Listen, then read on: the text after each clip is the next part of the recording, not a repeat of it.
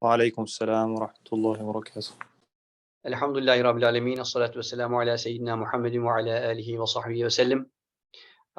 Dear students, dear guests, dear friends, I would like to welcome you all to our Usul talk, which will be delivered by our respected scholar, Professor Mohamad Hammour, on Maratib al-Khayr. My name is Enes Tuzgan. I am academic coordinator at Usul Academy. I would like to make it like a quick introduction and also give some information about Dr. Hammour, and we will be glad to listening to his talk, inshallah, tonight. Professor Hammour is an academic economist as well as a practitioner of participation finance. He has served as a member of the economics faculty at Columbia University and a visiting faculty at the Massachusetts Institute of Technology in the US. He was also a research fellow at the Center for Economic Policy Research in the UK, United Kingdom, and a consultant to the World Bank. He is also the founder and chairman of Guidance Financial Group, an international financial services company dedicated to Shariah-compliant finance and investment. Professor Hammour holds a BA in philosophy and an MS in industrial engineering from Stanford University and a Ph.D. in economics from the Massachusetts Institute of Technology. He is also a faculty member at Usul Academy. Inshallah, he will be teaching comparative ethics, politics, and economics class, both in BA program of Usul Academy and in diploma program. As you may know, Usul Academy is offering courses from a comparative perspective, we are trying to build and construct multiplex perspective on, especially on social sciences, courses offered from the perspective of multiplexity.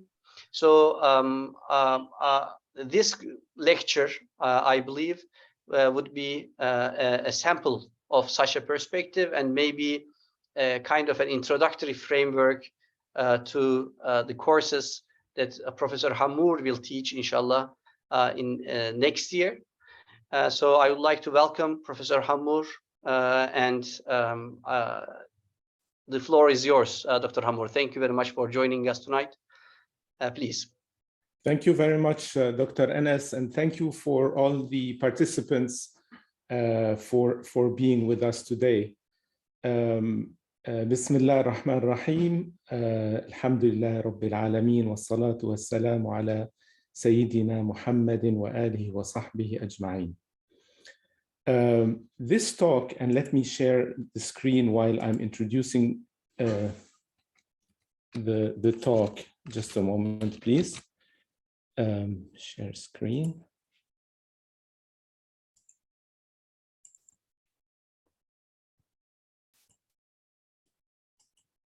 Dr. Enes, can you see the screen that I'm sharing? Yes, Dr. Hammour. Okay. I can see.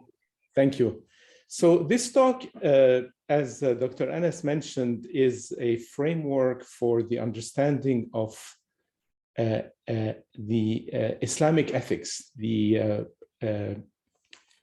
perspective of Islam on ethical matters that is very helpful in comparative terms in understanding other ethical philosophies, and in applied terms in understanding the application of ethics to various domains such as politics, economics, and others. So if it is from that point of view that I think it is part of this developing discipline that Dr. Enes mentioned of studying comparative social sciences from an Islamic perspective. The title of the talk is Maratib al-Khayr, This is obviously pointing to the hierarchy or multiplexity inherent in the Islamic perspective of being, and it's translated as the degrees of the good. Probably more literally, the translation would be the hierarchy of the good. But given the modern caution with the concepts of hierarchy, I think it's good to translate it as the degree of the good in Islamic ethics.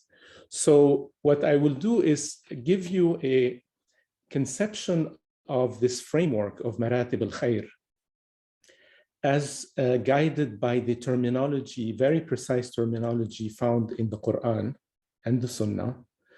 And then based on this, demonstrate a little bit how this can be applied to situate various ethical philosophies, modern or relating to more ancient predecessor philosophies of the modern ones, in relation to Maratib al-Khayr, and understanding their limitations within this extremely comprehensive framework. So let me start immediately by with this terminology.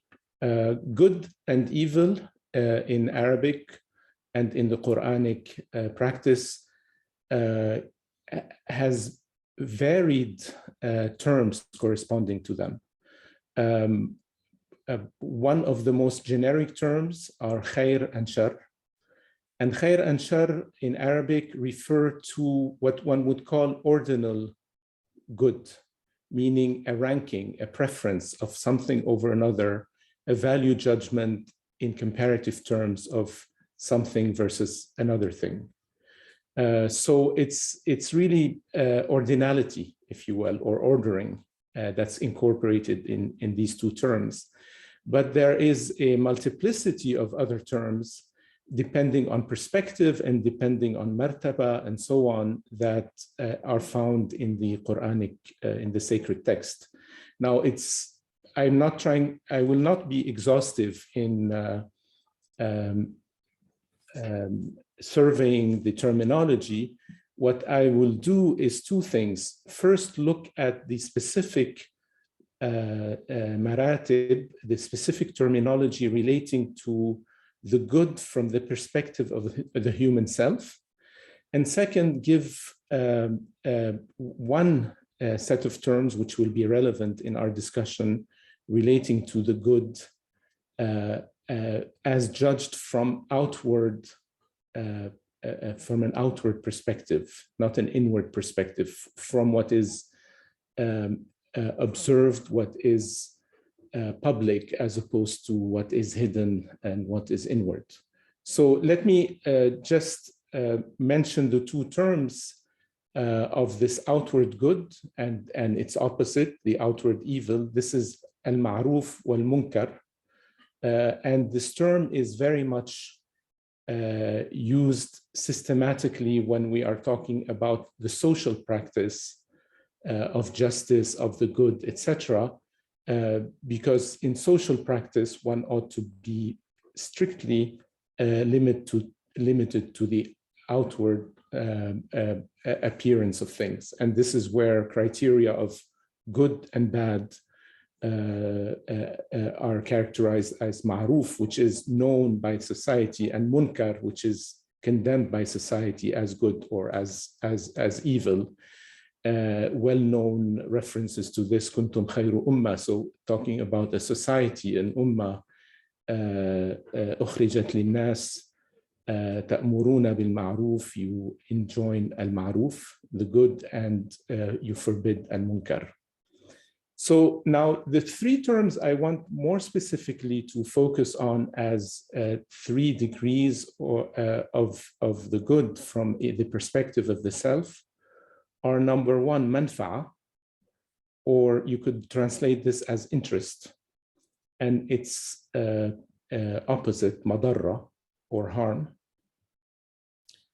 The second one is maṣlaḥa.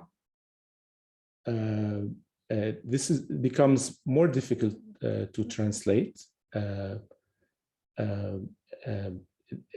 we'll come to it. And its opposite, mafsada, or salah and fasad.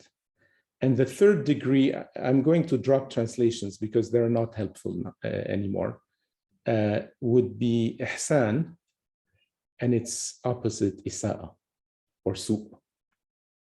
So I'm going to take them one by one and relate them to each other as a comprehensive schema of 3 degrees. So let's start with manfa'a. This is the easiest to translate because it's the most common in the modern mindset interest. And manfa'a is essentially individually possessed goods. So something that you can actually keep for yourself and look at it from an individual point of view, right? Now, the source of manfa'a can be of 2 types, either needs or wants.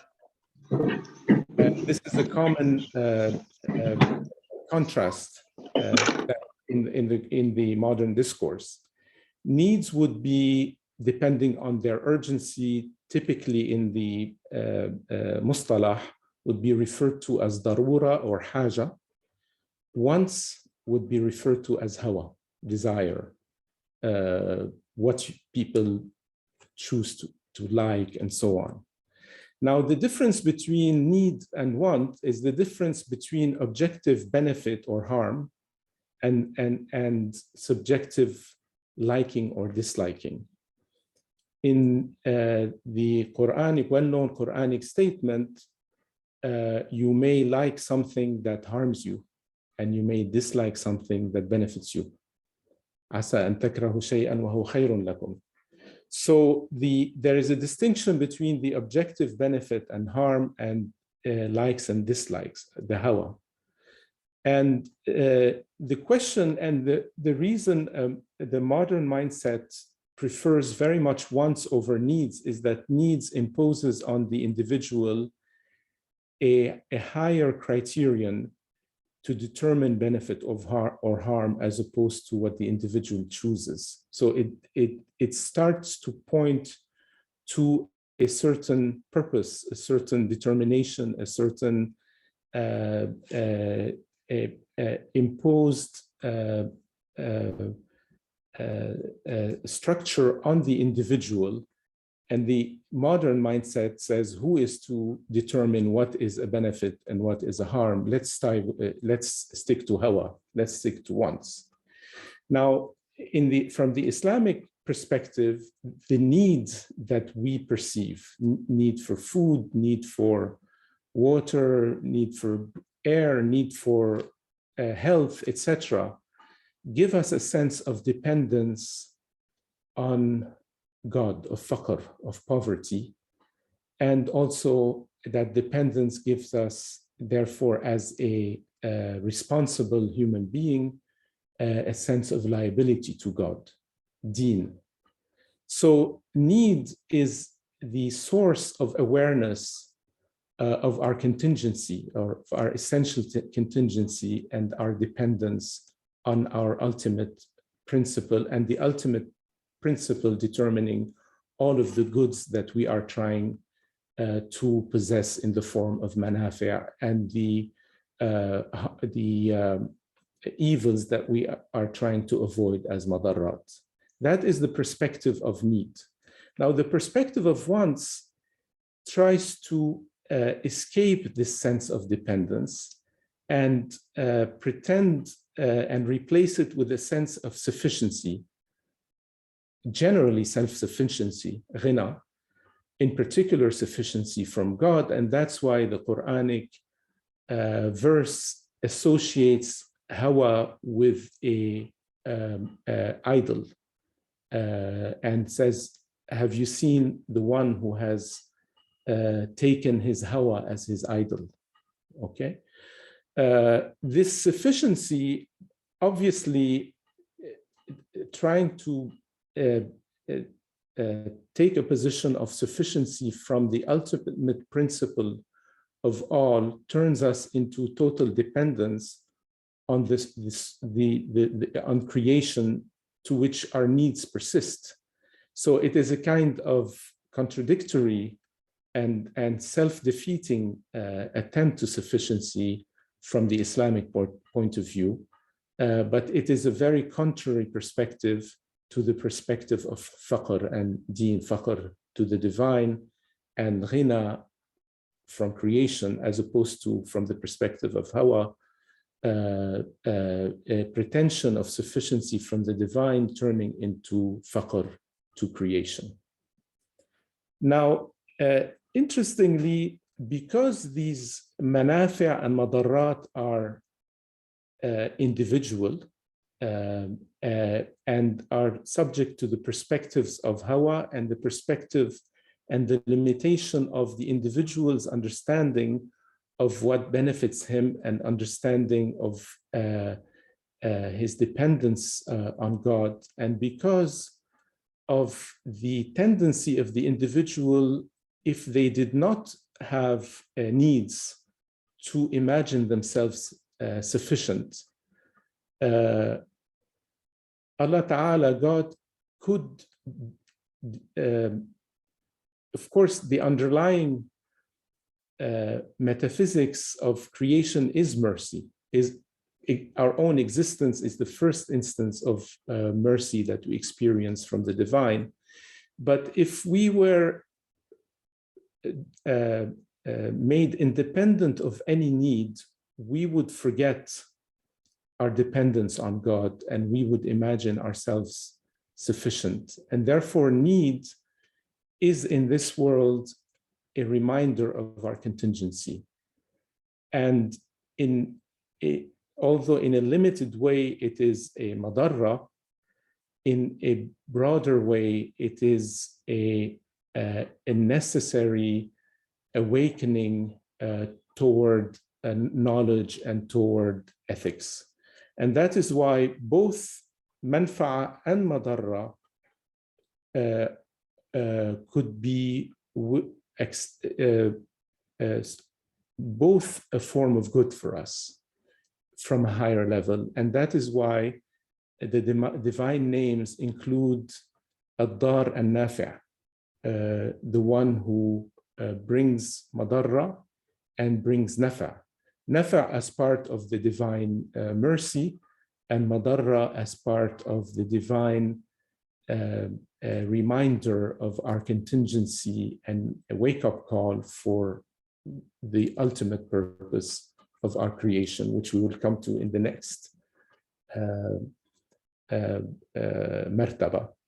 And the Quran in multiple places reminds us that when the human being faces a threat, faces a need, faces a madarra, especially with the symbol, and we will see the beautiful symbol of the ship in a storm, there's something in the human fitrah and in the human remembrance that turns the human being to God in the face of such dire needs, dire urgencies, and turns the human being to ikhlas fi din.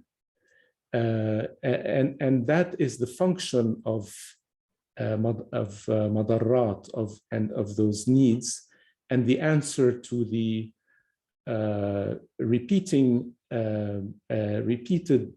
question on what has been called theodicy, divine justice, in the face of natural disasters and human suffering and the like. That is the Islamic perspective on this.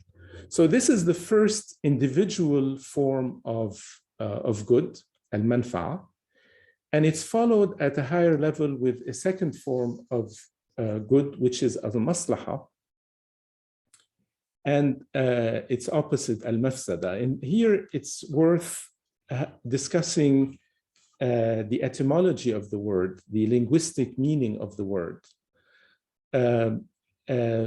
As-sulh is reconciliation.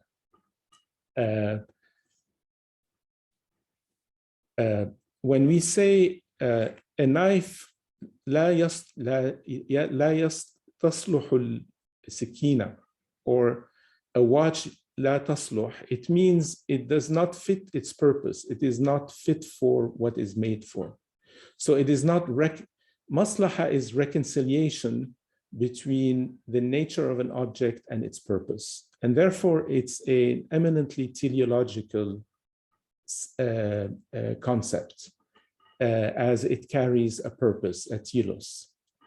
And therefore, maṣlaḥa can be understood as teleological good, or what makes things good according to their purpose or fitting their purpose. And therefore, maṣlaḥa can only be introduced if there is a determination beyond hawa, beyond wants, of what is the purpose of a certain being's existence, and so that we can determine which are the goods that are beneficial for them in fulfilling this being's purpose, and which are the evils that go against that purpose.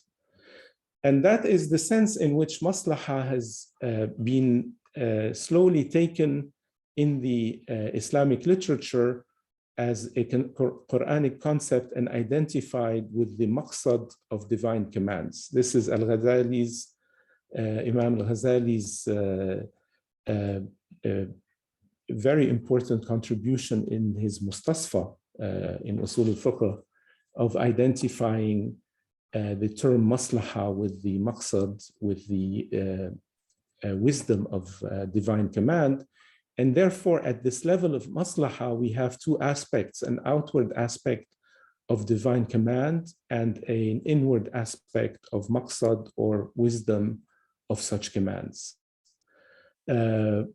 Now, what is very important is to understand that maṣlaḥa is the default metaphysical state of the human being. The human being was created in a condition where of health, call it, if we want to use the analogy. Everything functioning toward the human being's, the purpose of the human being's existence. And the purpose of the human being's existence is to turn and to come near to the divine. وَمَا خَلَقْتُ الْجِنَّ وَالْإِنسَ إِلَّا لِيَعْبُدُونَ. And therefore, everything works from the material to the spiritual aspect of the human being toward these things. And then, as is in the case of a healthy body, disease could affect the body, but the disease is the exception. The metaphysical default or rule or universal prior state is mercy and goodness and salah of the body, of the soul, and so on. And then diseases can affect it. And it's from that metaphysical point of view that really, in terms of ethics, the main priority is to remove exceptions, to remove disease, to remove mafasid, the warding off of mafsada. And it has priority over bringing maṣlaḥa, because once you remove specific causes of disease, health is the metaphysical state that one would return to. So very important at the level of maṣlaḥa, the human responsibility and the import of divine commands is first and foremost a priority to warding off mafsada, as opposed to somehow trying to bring maṣlaḥa. We don't in our body a doctor doesn't try to make our eyes functions and ears functions and liver function and blood circulate and so on. That would be totally overwhelming and impossible. He tries to see what is the exceptional obstacle to such functioning and tries to remove that mafsada so that body can be brought back to its default, its basic natural health. Okay, so that's the second concept of teleological good and its association with divine command and with the warding of evil. Now, there is a third degree of the good. Let me, just before I go there, just to expand a little bit, something that's probably well known to most, if not all of you, on the identification of maqasid al-Sharia, which are associated with maṣlaḥa in the Islamic maqasid literature. The prime maqsad of the Sharia and the prime qasd of the existence of and the creation of the human being, as I mentioned, is deen, is the turning toward the principle of all creation and the divine and the coming near to the divine. But deen has to be practiced, has to be it has to develop in its fruits in the human self, and therefore that necessitates other supporting aspects of the human existence, such as life, intellect, progeny, and wealth. And all of these are also necessities for being necessary for the highest necessity of deen, and these are considered the basic necessities that maṣlaḥa and salah needs to protect from fasad, that the divine law, that the Sharia, that ethics and morality and the following of divine command ought to protect from any fasad. And that is now a full determination at the second martaba of the good, of what determines a genuine need and what determines genuine objective harm as related to the purpose for which a human being was created, as opposed to whims and desires and hawa. Now, the third martaba, as I mentioned, is the martaba of iḥsān and its opposite isā'a.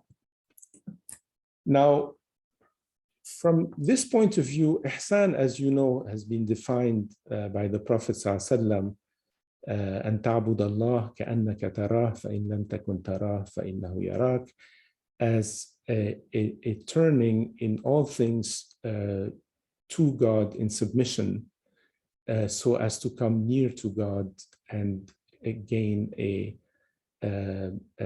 ma'rifah, akin to a ru'ya of the divine. Now, goodness at this third level is the goodness of God. God is all good.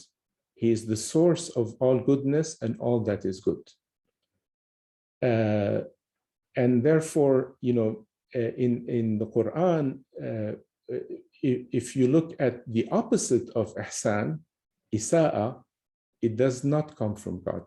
It comes from the self. Inna an-nafsa la'ammaratun bis-sū'. And when you look at all source of good from the point of view of iḥsān, the source of it is Allah Ta'ala. And if you look at the source of isā'a, of objective ultimate evil, it is always from the self. And that is what the Quranic verse states. The practice of iḥsān, because it is ultimately a moral path and a moral discipline, is the practice of successorship, of khilafah, of reflecting the divine names and the divine will in this world, and its accomplishment is the realization of the divine names. So this كأنك تراه, as if you saw God, relates to the realization of the divine names, and therefore it is the the ultimate accomplishment of the path of the human being toward this state. So if you look at this as a last martaba or a last stage and look at the table at the bottom of this slide, you will see that the first degree of the good would relate to attachment, ta'alluq, to the divine names. So if Allah Ta'ala is Razzaq, we are attached. If He is Rahim, we are attached to Him and attached to all the bounties that and the needs that we have to the divine. If you look at the level of maṣlaḥa, it's the martaba of virtue acquisition or takhallaq in the divine names. It is a matter of mujahada against certain tendencies of fasad so as to gain the virtues that reflect the divine names. And then the last martaba of iḥsān is one of realization, of tahaqquq of the divine names. And therefore this كأنك ترى, this near seeing of the divine. Only once you understand the ultimate martaba do you understand the hierarchy of the maratib as a whole. And as we will see, ethical theories that are pruned, ethical philosophies that are pruned from the higher maratib lose their meaning, because it's as if you were, you are building something that for an ultimate realization, but never complete the building, so to speak.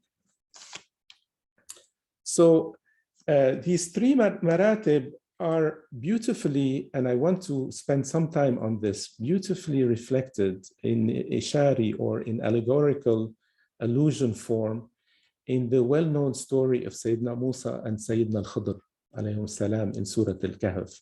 So I'd like to spend a little bit of time just to remind us what the story is about, and then see in the story the three maratib of the good that we just mentioned. So as you recall, Sayyidina Mūsā, after just to cut the story to the gist that I'm trying to get to, meets with Sayyidina al-Khiḍr and asks him whether he can accompany him to learn from him the special science, inner science that he was gifted with. And Sayyidina al-Khiḍr tells him that he will, as looking from the outward of things, outer aspect of things, he will not have the patience to observe what will happen. But Sayyidina Mūsā insists, and he follows Sayyidina al-Khiḍr. So first, they come onto a ship, and al-Khiḍr makes a hole in the ship that risks it sinking, and Sayyidina Mūsā revolts at what he has done and the risk that he is putting the passengers at. He is reprimanded and excuses himself, and then they move on to meet a boy whom Sayyidina al-Khiḍr puts to death. And again, Sayyidina Mūsā revolts at what he sees and excuses himself again. The third stage of the story is when they enter into a city and ask to be fed as guests of the city, which a request is refused by the inhabitants of the city. Nevertheless, Sayyidina al-Khiḍr finds a wall which he rebuilds gratuitously, and Sayyidina Mūsā criticizes him and tells him, you could have asked for compensation for building this wall, at which point al-Khiḍr wants to part company from Mūsā alayhi salam and explains to him the wisdom or the hidden purpose of each act that he did, obviously as a prophet and as one ordered by God, not as working outwardly. So Sayyidina Mūsā here really represents the good from the perspective of al-ma'ruf, the outward good, the socially recognized good, and the rules that society works on. Whereas Sayyidina al-Khiḍr represents the potentially the inner good and the hidden consequences of things. So that's one aspect of correspondence between the story and the terms that we just saw, the different concepts of good.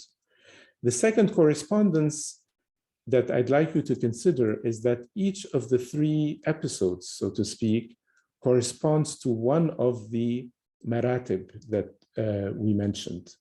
The story of the ship corresponding to manfa'a, the story of the boy to maṣlaḥa, and the story of the wall to iḥsān.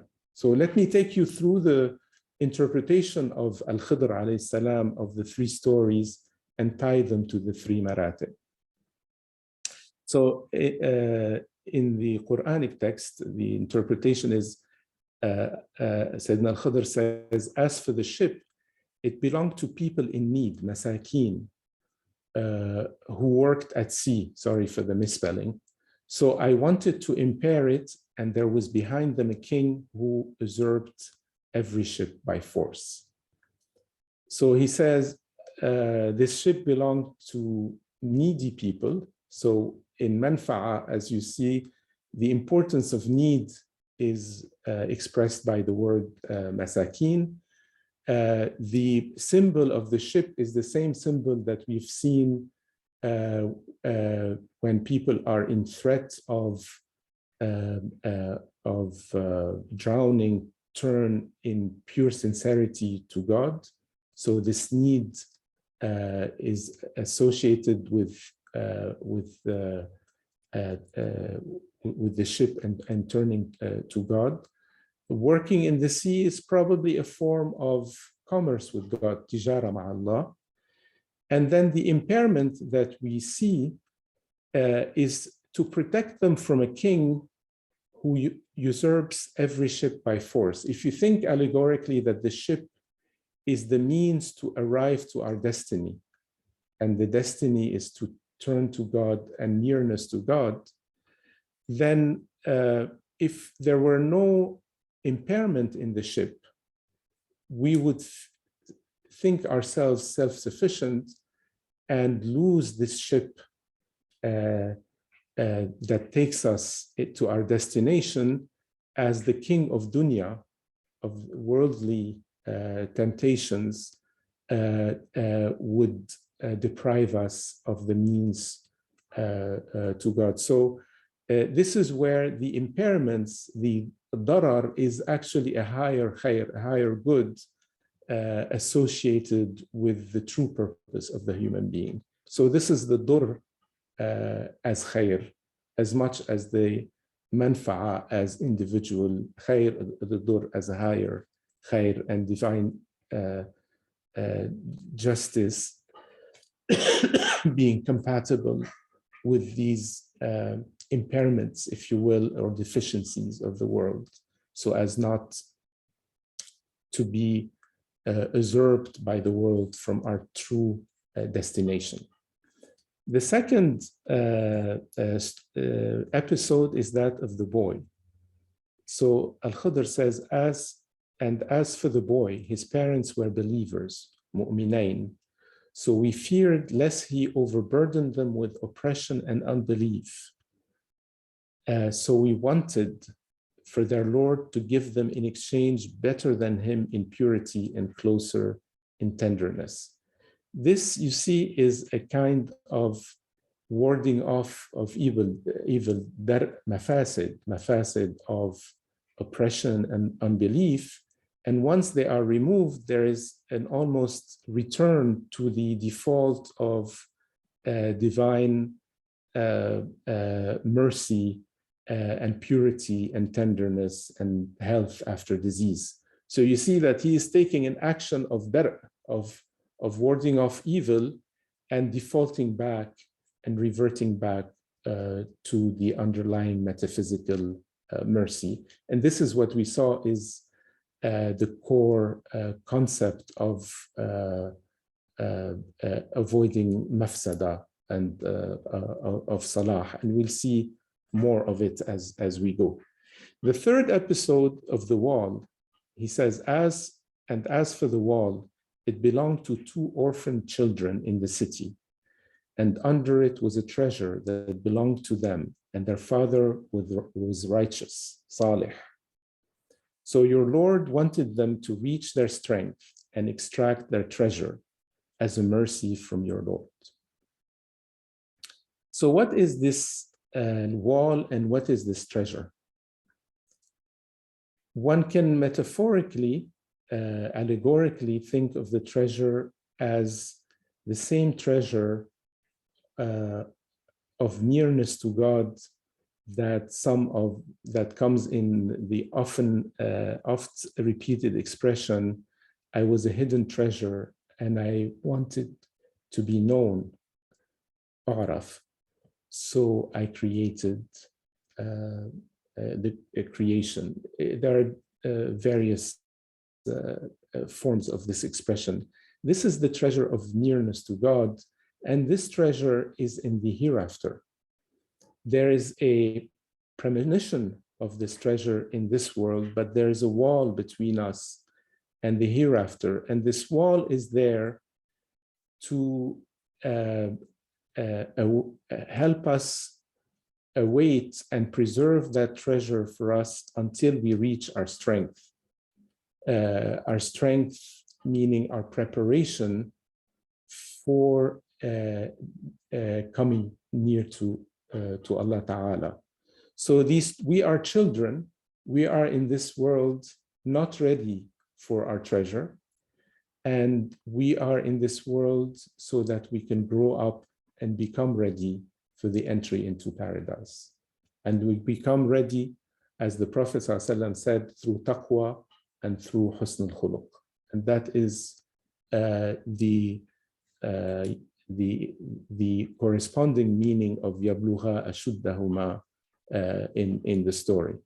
Now, interestingly, there is a link, two things that are worth noting. First, a link between the fruits of each martaba. So the first martaba is the martaba of people in need, masakin. Its fruits is the next one, is the condition for the next, is the fruit of the first martaba, which is to become believers. In the second martaba, the parents, the two parents were both believers, mu'minain, and its fruit will be, as you would expect, salah, which is the condition of the father of the third martaba. Their father was salih. And then the fruit of salah would be iḥsān, which is the treasure. There is also, and I'll let you follow it, a very striking circle going from multiplicity to oneness back to multiplicity in terms of the one and many of the parents and the children. And there is a reference also to fana of the self at the stage of iḥsān, when while the parents of the boy in the second episode were living believers, the father of the two twins in the third episode had died, and they are orphaned. One last comment on the story is the pronoun of the will and the actor in the first, second, and third episode. In the first episode, Sayyidina al-Khiḍr says, I wanted to impair the ship. So he's speaking as an individual. In the second episode, he speaks plurally. He says, we feared. So there is a dissipation of individuality toward principles that transcend the individual. And the third episode, the act is attributed to the Lord, to Rabbuka. Your Lord wanted them to reach their strength. So we're moving from individual to something that, to a purpose that transcends the individual to the divine in the three episodes. So I think this is this story of Sayyidina Mūsā al-Khiḍr is beautifully reflective of the three maratib that we spoke about, and but the maratib are referred to everywhere in the terminology of the Quran, and if you follow them in a very precise way, but you have to read intelligently, of course. And just to wrap up, these maratib are in the everywhere imbued in the Islamic literature. I just want to read some verses from Maulana Rumi, which are beautiful and speak about a beautiful symbol of the rain spout, of which there is an eminent manifestation in the Kaaba itself, Mizabul Kaaba. So he says, I'm going to read verse by verse, not the whole thing, just to give you a sense. He says, we are like rain leaking into a roof. Let us find our way to the rain spout. This is what you will see is the first verse speaks about the three maratib together, and then the second, third, and fourth verse speak about each martaba in order. So the rain spout here embodies the three maratib, and you can think of them as ta'alluq, takhalluq, and tahaqquq.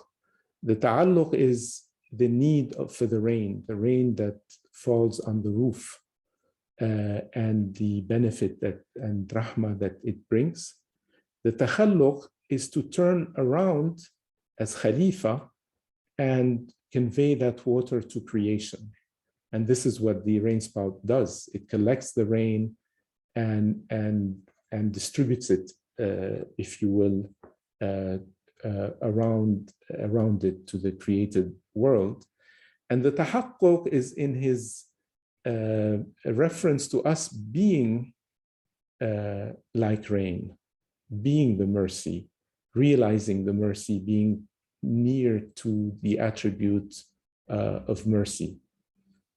الراحمون يرحمهم الرحمن ارحموا من في الأرض يرحمكم من في السماء. And what is extremely striking and points to an aspect of integrity in the entire schema of Maratib al-Khayr is that the water from the rain spout appears as if it was pouring outside the Kaaba. But as a matter of fact, it is pouring in Hijr Sayyidina Ismail, which historically has been and is considered ritually inside the Kaaba, as if the rain spout of the Kaaba is saying, in ahsantum ahsantum li anfusikum wa in asatum falaha, that ultimately, if given that God is the good and the ultimate source of all good, then turning in iḥsān toward God ultimately reverts back to goodness and benefit to our own selves. In ahsantum ahsantum, so it pours back inside the Kaaba, so to speak. So these are the three maratib in the symbol of Mizabur Rahma, an eminent symbol, obviously, from the Kaaba itself. And then they are detailed in the following verses. So Rumi says, we are a bent bow. He likens our condition to a bow that is bent. All bows are bent, straining at the throat. So, and the cord of the bow is almost going to strangle us. Let us release a straight arrow. So what he's saying is the imperfection, the dur, what Sayyidina al-Khiḍr does in impairing the ship in this world is a condition for us shooting straight at the purpose of our existence. لولا انحناء القوس لما استقام الرمي. So this is clearly a reference to manfa'a and the wisdom behind مضرات الدنيا, the diseases in this world. And then the following verse can be associated with this maṣlaḥa and the priority of dar'ul mafasid. We are mice quivering from fear of cats. Let us turn into intrepid lions or lion cubs. So this is where protective legislation, protective divine command to ward off mafsada is the key to the realization of maṣlaḥa in this world and the defaulting to metaphysical state of goodness and mercy. And finally, the final verse talks about iḥsān in the analogy of the mirror. He said, let us transform our souls into a blank mirror which yearns to reflect beauty, or the beauty of Yusuf, Sayyidina Yusuf alayhi salam, in his verse. So his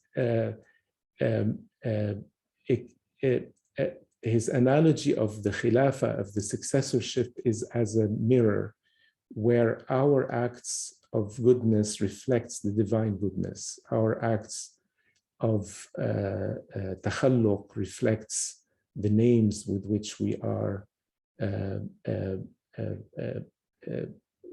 with respect to which we are reflecting our actions. And this is a well-known analogy in the verse of another poet, Sufi, Sheikh Abdul Rahman Shahuri. He says, أنا مرآة حبيبي في هواه روحي طيبي عن سواه نفسي غيبي وادرأ الأشياء الردية. So he says, let me be blank, عن سواه نفسي غيبي, I am the mirror of my beloved. So this is a very, very comprehensive view of ethics that helps us tremendously in situating and understanding ethical philosophies and perspectives, and in particular the philosophies all around us that we are living today. And the key to really situating these philosophies with respect to the degrees of the good and the Islamic, comprehensive Islamic understanding of these degrees is to understand these philosophies in terms of the 3 degrees and what is their definition of the good, or their definitions of multiple goods and multiple degrees if they have. And I'd like to give you definitions of 3 perspectives, 3 orientations, 3 limitations or lack of limitations. One of them is a limitation that only looks at manfa'a as the good and discards anything that goes beyond it. It's an individualistic perspective, and it is a naturalist perspective, and we will see corresponds to an array of philosophies, of ethical philosophies. Because ultimately, that manfa'a here is a hawa, because there's nothing that is acknowledged that's teleological or a purpose or a need implanted in the human being. I want to call this arbitrarist ethics. Now, a second approach allows for the second martaba of the good, which is maṣlaḥa, but not the third. So again, this is a a recognition that there is a need, that there is a higher criterion beyond the individual, but that criterion somehow is its own principle. It doesn't need a principle above it, which would be the third martaba, the third degree, and therefore is a naturalistic criterion where there is an orientation toward a criterion, but the criterion is still a naturalistic criterion. And that's why I refer to this approach to ethics as immanentist, because of the immanence of the purpose of the human being in nature, in creation, in the dunya, if you will. And then a third form of, or a third perspective on ethics, which is the most comprehensive and corresponds to the 3 degrees of Islamic ethics, includes the third degree of iḥsān, the divine as principle, and the source of all of the degrees. And because of this ultimate principle beyond created existence, I call it principial. So what you have here is 3 classes of ethical theories: arbiterist, immanentist, and principial. And I'd like to invite you to start thinking about modern ethical conceptions, and in a very useful way about their ancient predecessors, because once you have this categorization,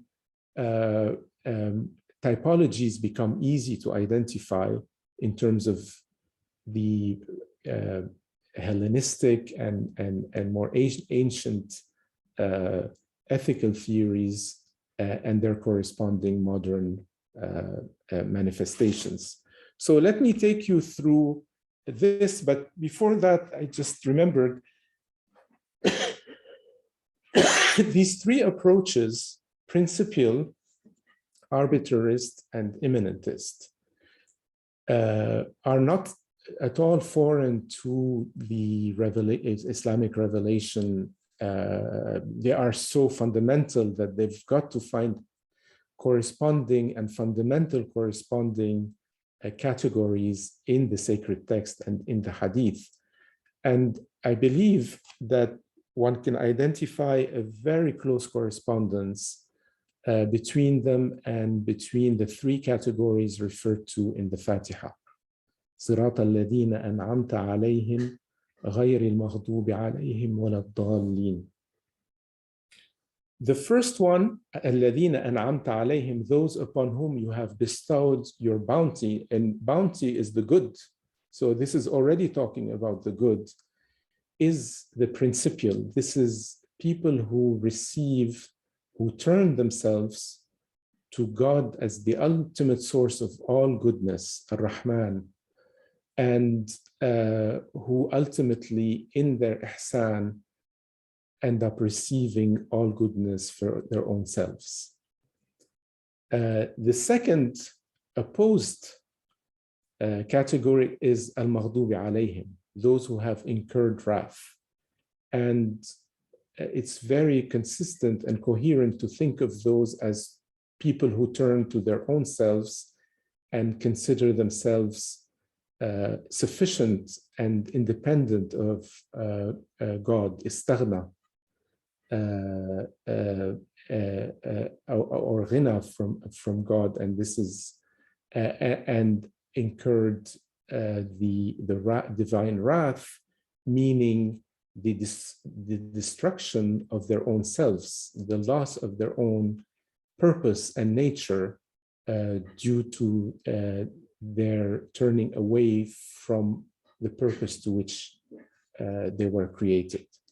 And then there is the intermediate category of ad-dallin, those who are astray.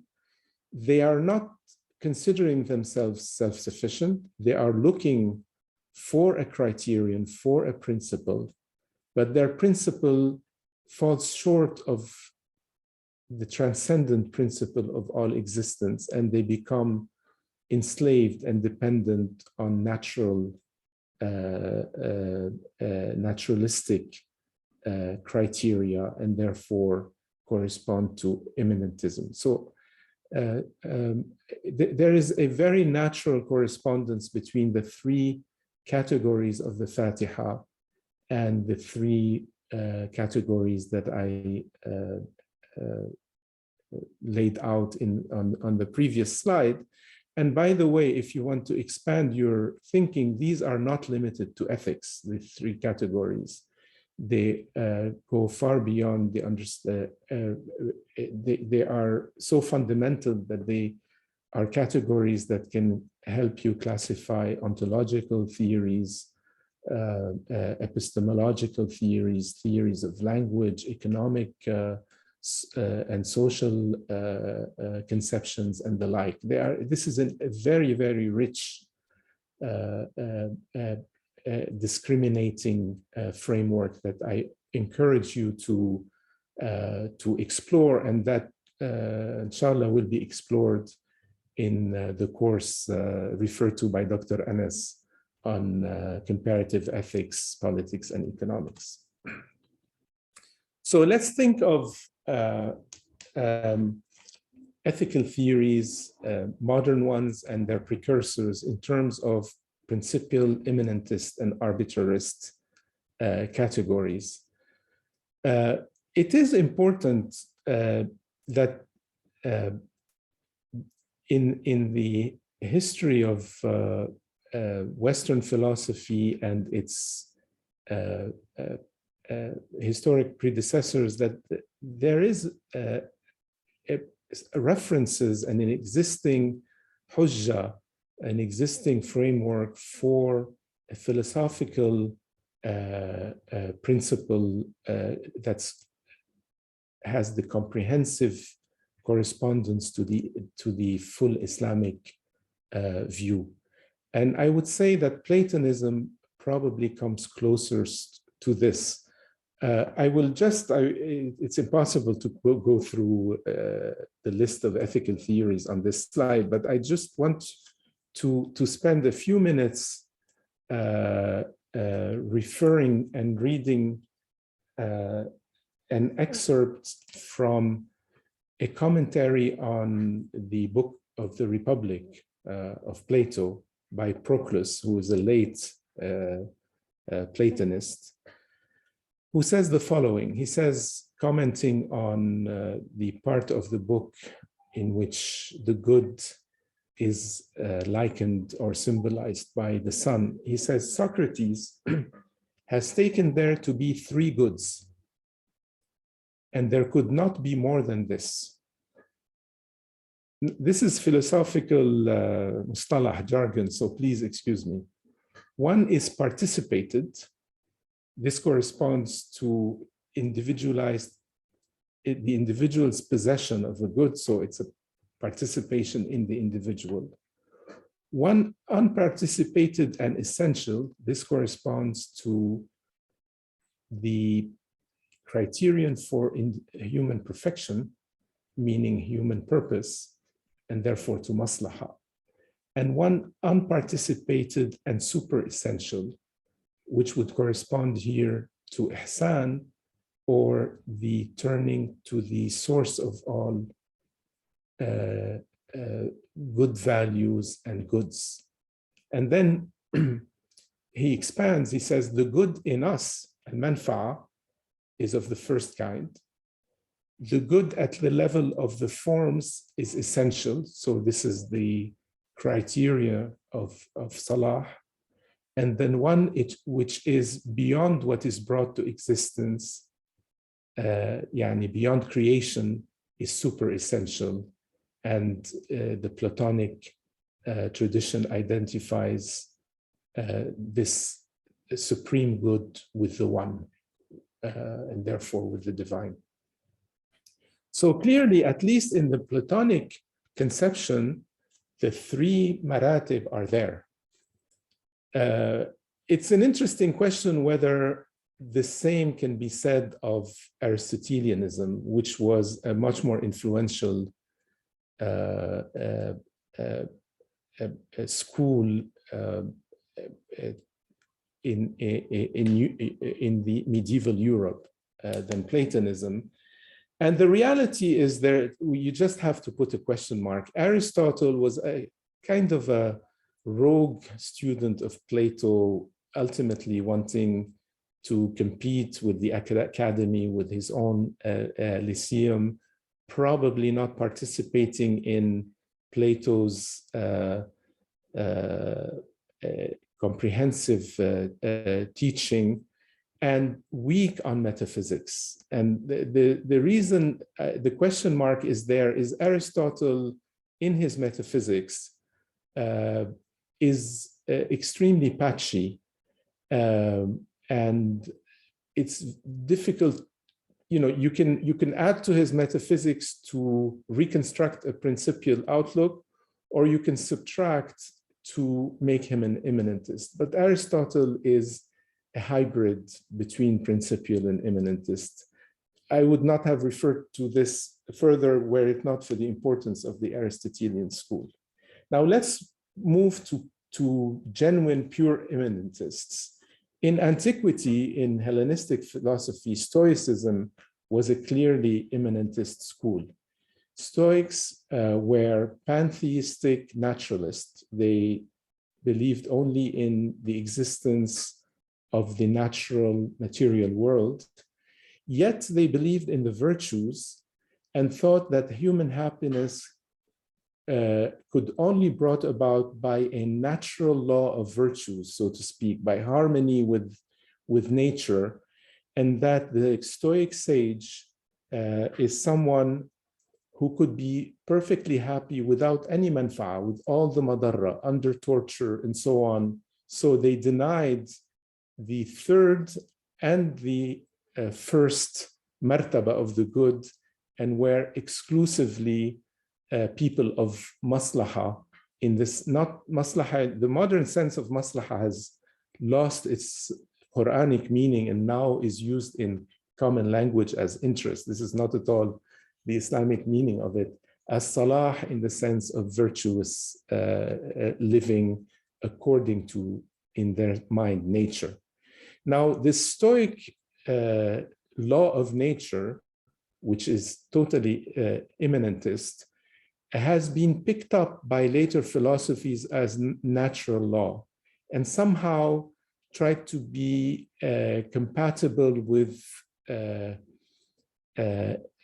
belief in the divine, but often leading to contradictions. So really, natural law in its original form was an immanentist form of ethics. Today, there are people writing treatises trying to think of natural law in Islam. This is a very awkward thing, and trying to identify it with the disposition of fitrah. The disposition of fitrah is not a law in itself. Neither is this law completely found in nature. That would be a very Mu'tazili, and therefore, you know, the negative aspect of Aristotelian perspective. But natural law in its origin and in its more modern naturalistic versions of human rights law and so on is very much an immanentist ethical theory.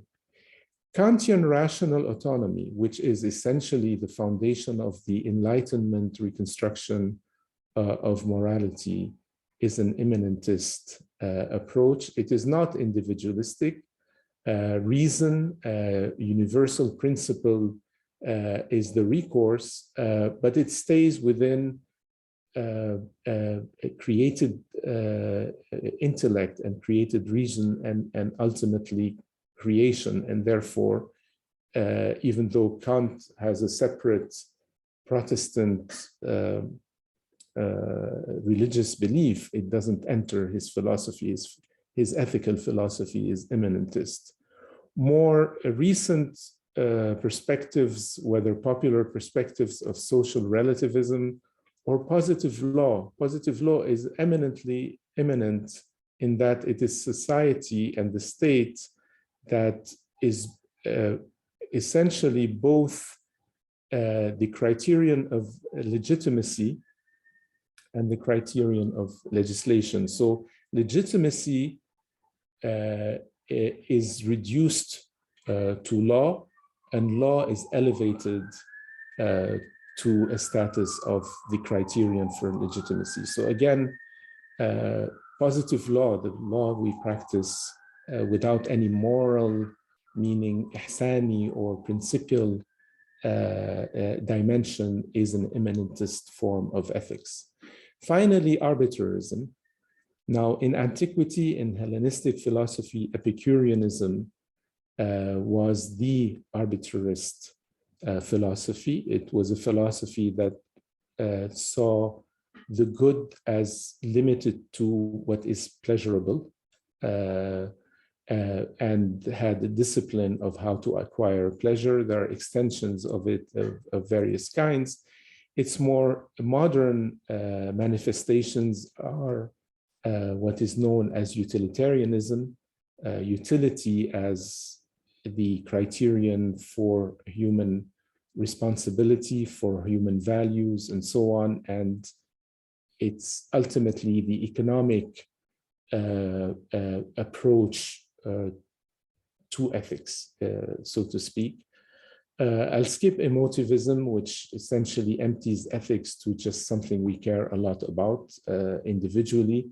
Existentialism is essentially the statement that existence precedes essence, and therefore we determine our own essence, and therefore the values that we determine are something that we bring forth and that do not transcend us in any way. And finally, postmodern constructivism, with all of its gender choice of current times and orientation and the like, is essentially going beyond existentialism in denying any human nature, whether preceding or following existence, and leaving things to absolute unlimited hawa or desire as the only criterion of value, which is criterionless, individualistic value, and insisting on a total unlimited ability or freedom to exercise such values. So this is a way of looking at ethical theories in terms of that framework built on maratib, which I believe is extremely helpful in understanding their limitations and their underlying construction. Again, that will prove very helpful for those who will accompany us next year in the course that I mentioned. So this, I'd like to wrap up here. I think I took a lot of time and tested your patience. And Dr. Anas, I don't know if we have time for questions, but I'm happy to take them if anybody has a question. I have time, Dr. Hammour. We may get a few questions. Either you may write on chat box, or you can raise your hands. I see that Yusra has a question. Yusra, please go ahead. Assalamu alaikum wa rahmatullah.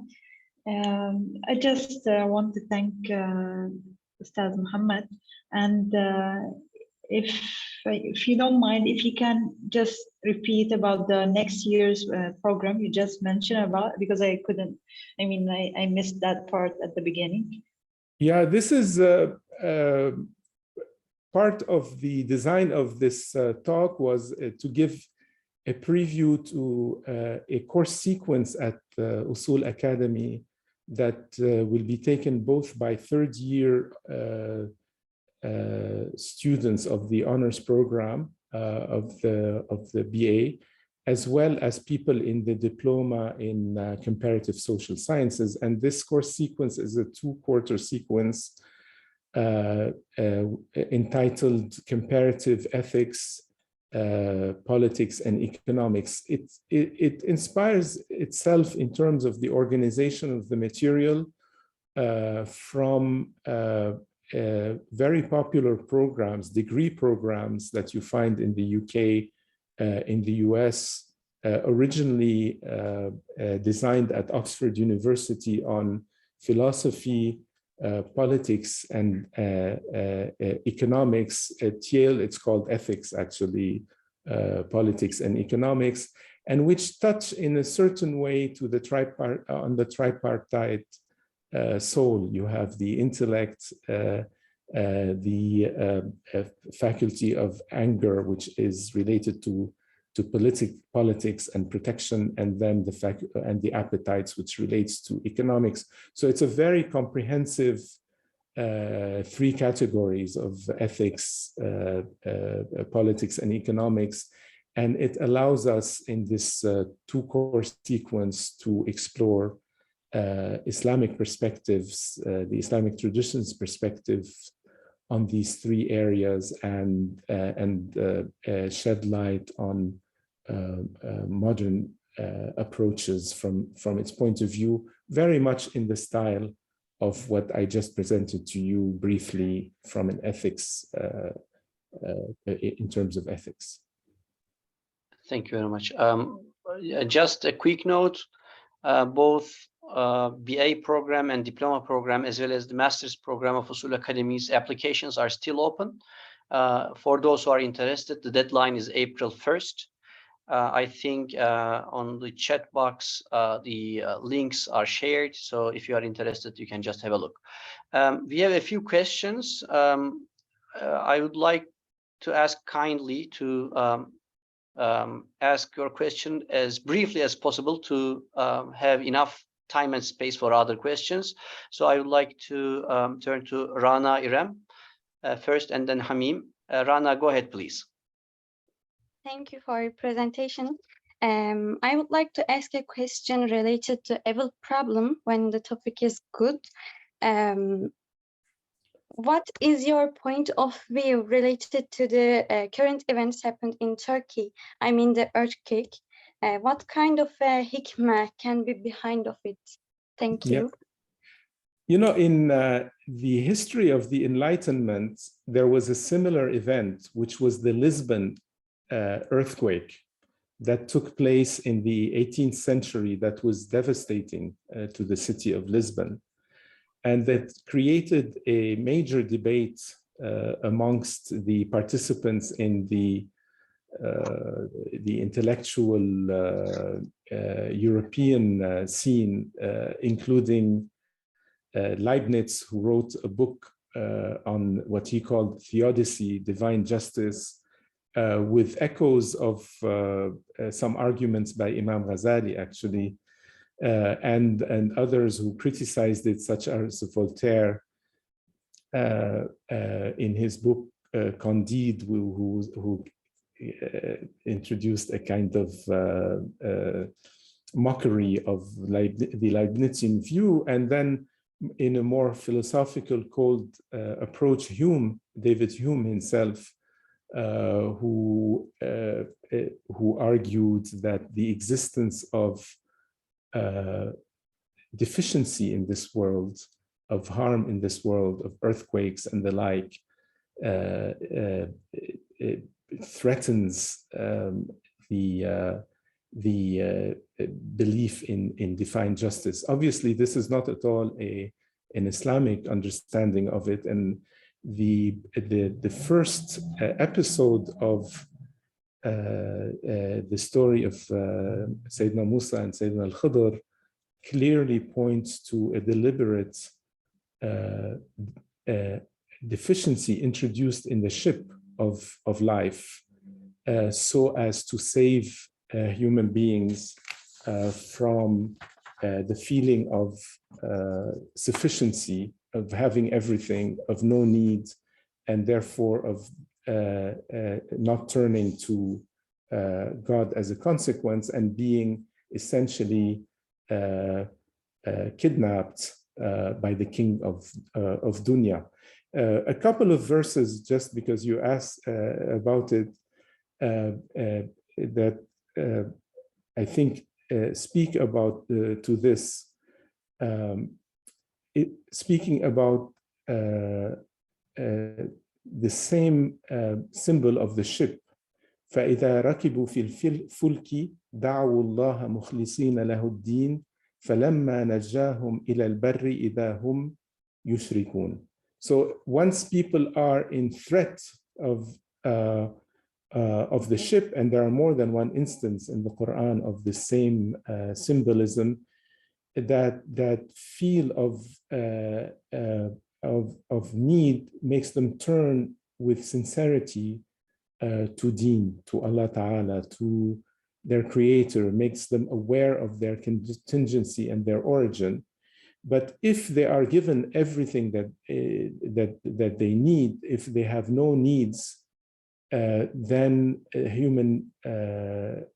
human tendency would be to forget and to feel self-sufficient.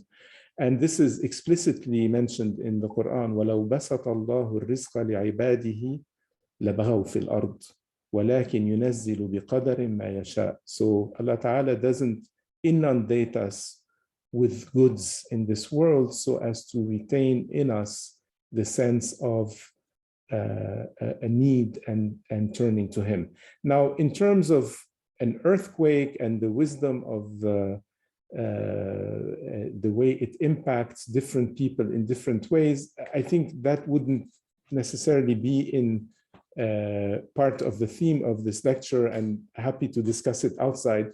But I think in terms of the idea of why is there madar or harm in this world, that would be the answer. Yeah, thank you very much, Dr. Hammour. Hamim Ahmed, please go ahead. Assalamu alaikum wa rahmatullah. Jazakumullah khair, Dr. Mohamad. Just this question, just probably I'd like some clarification between madarra and manfa'a, just because as for madarra, I put it, you know, on the graph, at least from what I remember, it's under shar or evil, but it appears to me that with the necessity or the feeling of neediness is what allows us to do good. So why is madarra in evil if it's required for us to feel needy and we use it to get that taqwa, but manfa'a, which you know, gives us a sense of dependence, you know, and can cause us to do evil, why is that put under good, if that makes sense? No, fully understood, and a very good point. I tried to answer it, but I guess I wasn't clear enough. من أسماء الله الحسنى الضار النافع, and both are goodness. So madarra as chosen by Allah Ta'ala for the human being is not necessarily a shar for him, even though he may perceive it as a shar. Now, two things. In terms of ma'ruf and munkar, madarra is munkar in society, and so you looked at the first row. According to the second row, you cannot go and harm someone and say, well, this is to remind you of your dependence on Allah Ta'ala. So in social intercourse, madarra exerted by human beings is always munkar. So that's one statement. Now, madarra as an act of God, so to speak, as determined by God, now can have different statuses, but it's not, it could be khayr. It could be a reminder for the human being of khayr, and this khayr could be of different degrees, but it could be also su', and coming from a result of the misbehavior of the person itself. So, and this is before the su' of that people will encounter as an echo of their own isa'a in the hereafter. So one of the, I'll come to it then, one of the criteria that people of perception have highlighted is that they said, if you experience a madarra, shada'id, stress, etc., then look in your heart. If in your heart you see revolt and i'tirad and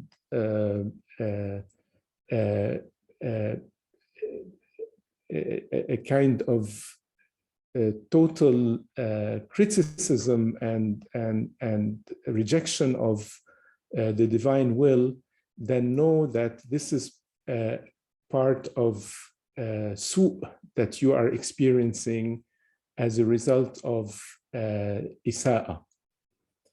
If you see suffering but submission, depression, negative reception, and so on, without revolting against it, then know that it is a purification of some misdeeds. And if you see total acceptance and peace toward the divine degree, then know that this is an elevation in degree, in maṣlaḥa and iḥsān. So the same madarra outwardly, the same earthquake, could impact people with different orientations, different perspectives, different personal histories in many different ways, and can be true su' and a result of their own isa'a, and it could be true barakah and elevation in standing in the eyes of Allah Ta'ala as elevation in taslim and rida and acceptance and iḥsān. So the entire spectrum is possible from the same madarra.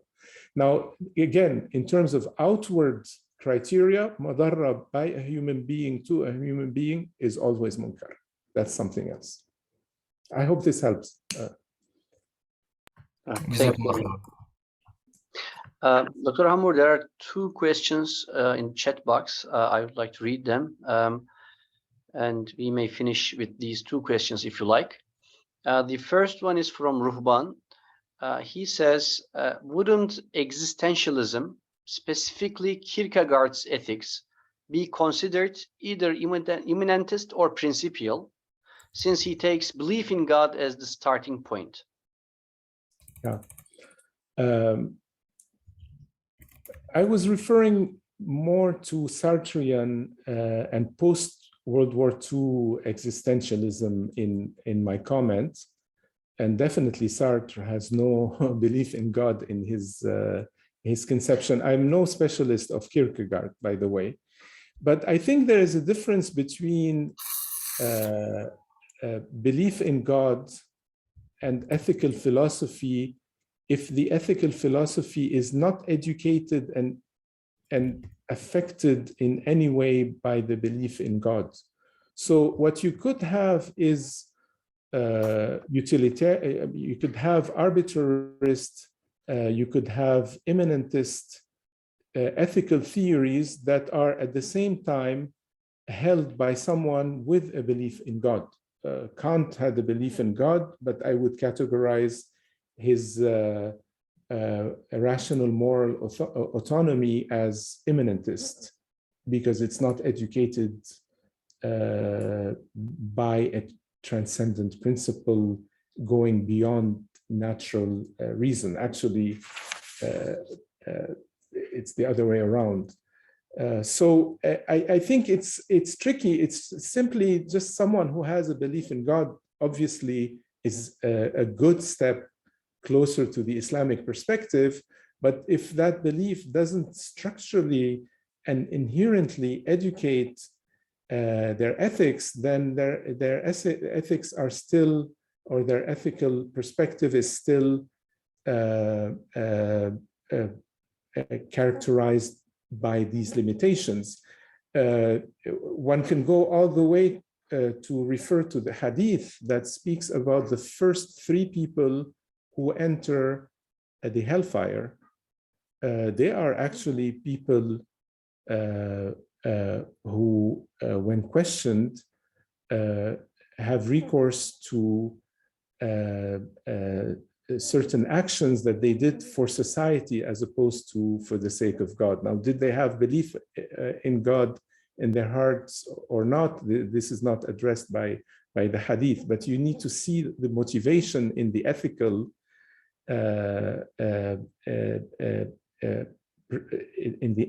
action according to the Quranic verse that gives us a principle here. وَمَا لِأَحَدٍ عِنْدَهُ مِنْ نِعْمَةٍ تُجْزَى إِلَّا ابْتِغَاءَ وَجْهِ رَبِّهِ الْأَعْلَى. So this is not a comment on Kierkegaard per se, but on the extent to which philosophy that includes a belief in God transforms and affects and ultimately determines the ethical perspective or not, as something totally separate and independent.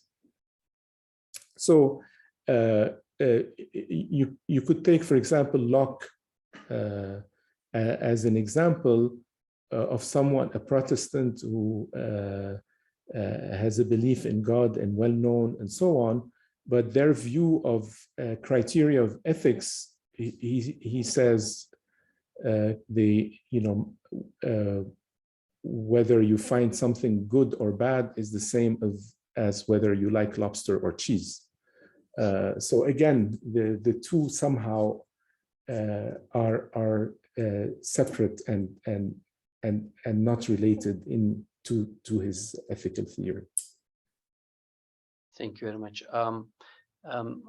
There is this final question, Dr. Hammour. Two interlinked questions, rather. On the chat, our guest asks, there is a commonly asked question, he says, is the bad Muslim better or the good kafir? And it continues, someone argues no one does good for its own sake, even Muslims doing good for pleasing God and entering heaven. How would this hierarchy perhaps helps us answering the question? I think that, I mean, the value of ethical value, the value of action and so on, relates to the orientation of the self, ultimately.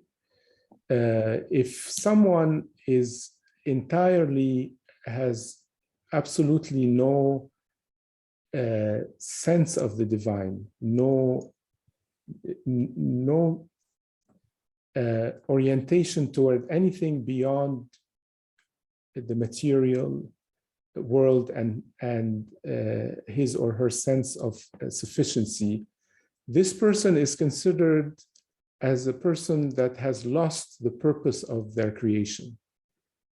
الذين خسروا أنفسهم فهم لا يؤمنون. Lack of any faith, not even a grain of faith, is a loss of the purpose of one's existence, and ultimately that loss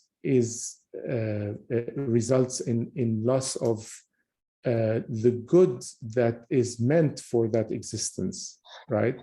So I would say that someone with not a grain of faith